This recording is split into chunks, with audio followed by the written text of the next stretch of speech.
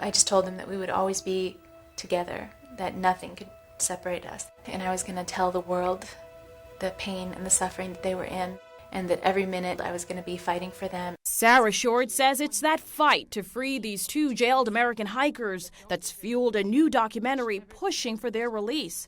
Short's fiancé Shane Bauer and friend Josh Fattel have spent more than a year imprisoned in Iran, labeled by that government as spies. They're supposed to stand trial, and Short says right now it's more critical than ever to sound an international alarm on their innocence. To appeal to the Iranian authorities. The documentary is so powerful in that it can bring light and clarity to a very obscure region of the world for a lot of people. What we did, our whole life up to that fateful moment that we were detained. A moment Short says still haunts her. She too was imprisoned for more than a year and freed in September on humanitarian grounds. But in the documentary, Short, who had moved to the Middle East as a peace activist, recounts that day their lives changed. On July 31st, 2009, the trio, who described themselves as tourists, went on a hike on a trail in northern Iraq and say they were ordered onto Iranian soil. There was no fence, no flag,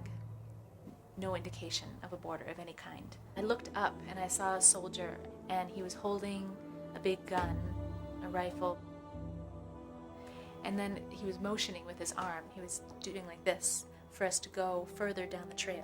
Fattal had just flown to Iraq to visit Short and Bauer when, on the advice of an Iraqi native, the three decided to visit this scenic part of the region that, from the pictures in the documentary, was a popular destination. Jeff Kaufman, who produced the documentary, got his hands on exclusive footage, like private videos and photos, to piece together, along with some dramatized scenes, the story of what happened to these Americans. Being locked up in a small cell 23 hours a day, hardly being able to get any sunlight, and these two remarkable, young, curious, innocent people. I cried and screamed all night long. I think it was clear to the people questioning us from the very beginning that we weren't spies. Quite the opposite, argues Short, whose activism included teaching English to Iraqi refugees in Syria.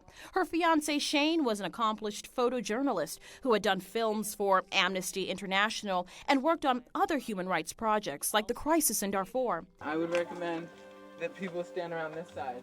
And Josh Fattal, an environmentalist, headed a sustainable living community in Oregon. Their parents, who are profiled in the film, agonize over their release. We're hoping it strikes the compassionate chord and pushes for a humanitarian release. While the U.S. and Iran have had broken diplomatic relations for decades, last month, Secretary of State Hillary Clinton spoke out on Fattal and Bauer's behalf. We do not believe there is any basis whatsoever for them to be put on trial. We have enormous support from many parts of the government, but the kids are not home.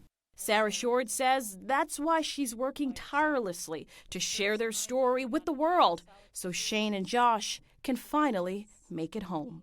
I'm very hopeful. I just want it to be tomorrow. Kareen, Wynter, CNN, Los Angeles.